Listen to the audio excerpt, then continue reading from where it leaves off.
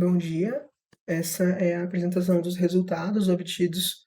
na nossa pesquisa desenvolvida no PIC ESCS-FEPEX ao longo de 2022 e 2023, e que tratou sobre os impactos da pandemia de Covid-19 no acesso à saúde dos pacientes com transtorno mental. Nosso estudo partiu da observação pela literatura de que a pandemia aumentou expressivamente a carga de sofrimento mental da população e, com isso, aumentou a prevalência de diversos transtornos mentais, além de aumentar o número de agravamentos de agudizações de quadros já existentes.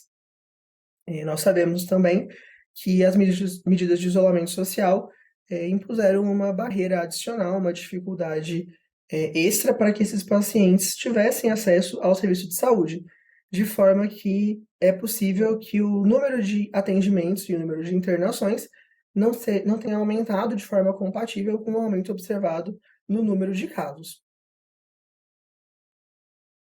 A partir disso, nosso estudo buscou caracterizar os padrões de uso dos serviços de saúde por pacientes com transtorno mental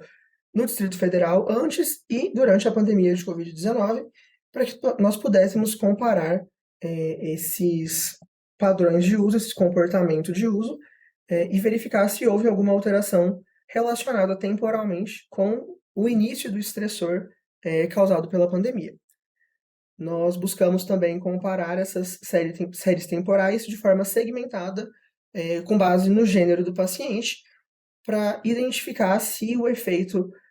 experimentado por conta da pandemia afetou igualmente todos os pacientes, ou se condições e características previamente existentes ao paciente foram determinantes, interagiram para um resultado final que não seja o mesmo, né? Para que alguns pacientes tenham sentido maior ou menor efeito desse estressor. Nós usamos, então, um estudo observacional, que foi descritivo e comparativo, e que se baseou em dados secundários que foram obtidos a partir de sistemas de informação publicizados pelas autoridades em saúde no Brasil. Nós usamos os dados publicados pela Secretaria de Saúde do DF relativo ao número de novos diagnósticos de Covid-19 por semana epidemiológica como base para traçar uma curva que determinasse o início e o final de cada uma das ondas epidêmicas experimentadas ao longo desse período, e usamos dados de internação hospitalar a partir do Sistema de Informação Hospitalar do Ministério da Saúde, obtendo então o registro para todas as internações acontecidas no DF desde 2019 até o final da última onda identificada no nosso estudo, e então filtramos para incluir somente aquelas internações que tiveram como motivo principal, tiveram como diagnóstico principal algum transtorno mental ou do comportamento, identificado a partir então da CID-10, como qualquer um dos itens pertencentes ao capítulo 5. Os dados relativos ao ano de 2019 foram usados para compor um grupo de comparação que representou a situação atual do DF antes do início da pandemia e serviu de comparador para os dados obtidos no período após o primeiro diagnóstico de Covid-19 no DF. Esse período de pandemia, além de ser avaliado como um período único, também foi segmentado nas diferentes ondas, com base nas maiores incidências de novos casos de Covid, para avaliar se houve diferença ao longo do período de pandemia, né, se durante algum período específico esse efeito foi maior ou menor sobre o número de internações. E esses dados foram avaliados por semana epidemiológica para permitir a comparação entre grupos com durações diferentes. Nós observamos, então, uma redução significativa no número de admissões que foi observada já na primeira onda e que se manteve em níveis reduzidos ao longo de todo o período analisado. Uma aparente e discreta tendência de retorno à linha de base foi observado da terceira para a quarta onda, mas ainda assim o número era bem inferior aos números observados previamente. O tamanho de efeito dessa redução foi considerado de moderado a grande em todo o período e não houve evidência de diferença quando comparadas as ondas entre si,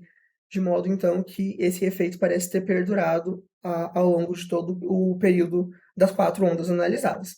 Entretanto, quando a análise foi segmentada por gênero, nós tivemos comportamentos diferentes entre homens e mulheres,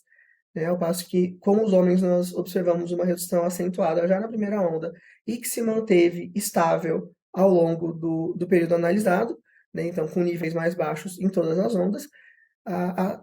O efeito exercido sobre as internações de pacientes do sexo feminino foi mais intenso na primeira onda, mas logo a seguir, né, quando analisada a segunda, terceira e quarta ondas, ele volta a aumentar o número de internações, se aproximando novamente dos números que eram observados lá em 2019, de forma que no último período analisado, na quarta onda,